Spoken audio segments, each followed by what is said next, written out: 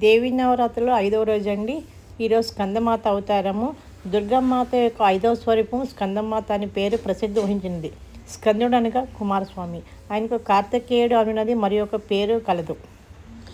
దేవాసుర సంగ్రామమున ఈయన దేవత సేనలకు అధిపతిగా ఉండెను. ఇతడు మయూర వాహనుడు. స్కంద భగవాని తల్లి అయినందున దుర్గాదేవి 5వ స్వరూపునకు స్కందమాత అని పేరు ప్రసిద్ధమైంది. నవరాత్రి రోజులలో 5వ రోజున ఈ స్వరూపంతో దుర్గా ఆరాధించబడును. ఈ దినమున సాధకుని మనసు విశుద్ధ చక్రమునందుకు స్థిరమగును. ఈమె విగ్రహమునందు బాలస్కందుడు ఈమె ఒడిలో కూర్చొని ఉండెను. స్కందమాత చతుర్భుజ. తన ఒడిలో చేరి ఉన్న స్కందుని తన ఒక కుడి చేతితో పట్టుకుని ఉండెను. మరొక కుడి చేతి పైకెత్తి పద్మము ధరించి ఉండెను.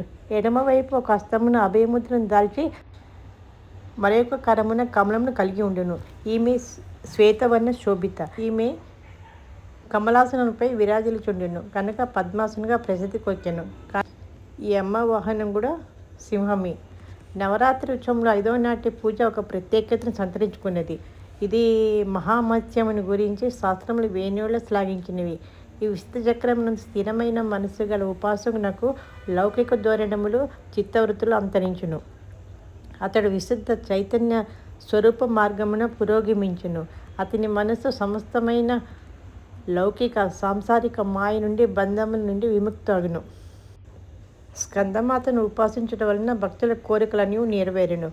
వారి కొరికే మోక్షద్వారము నిరంతరం తెరుచుకొని ఉండును. స్కందమాత కొనర్చిన పూజలు బాలస్కందునకు చెందును. ఈ దేవిని ఆరాధించుటలో గల వైశిష్టం ఇదియే. కనుక భక్తులు స్కందమాతను ఆరాధించుటకే ప్రత్యేక ధ్యాసను కలిగి ఉండవలెను. ఈ దేవి సూర్యమండల అధిష్టాత్రి ఎగుట వలన ఈమెను ఉపాసించే వారి దివ్య తేజస్సు స్వందకాంతులతో విరాజిల్లుచుందురు. ఒక అలౌకిక ప్రభా మండలం అదృశ్యముగా సర్వదా వారి చుట్టూ పరివ్యాప్తమై ఉండును. మనం ఏకాగ్రతతో పవిత్రమైన మనసులతో స్కందమాతను శరణుజొచ్చుటకు ప్రయత్నించుండవలెను. ఈ ఘోర భవసాగరమును దుఃఖముల నుండి విముక్తులమై మోక్షము సులభముగా పొందుటకు ఇంతకు మంచి ఉపాయం మరి ఒకటి లేదు. మనందరిపైన ఈ స్కందమాత యొక్క కృపా కటాక్షాలు ఉండాలని మనసారా కోరుకుంటుంది. మిగతా కవి కాసేపు ఈ వీడియో లైక్ చేయగలరు, షేర్ చేయగలరు. దీనివల్ల ఈ స్కందమాత యొక్క గొప్పతనము అందరికీ తెలుసుకోవడానికి వీలవుతుంది. Please like, share and subscribe.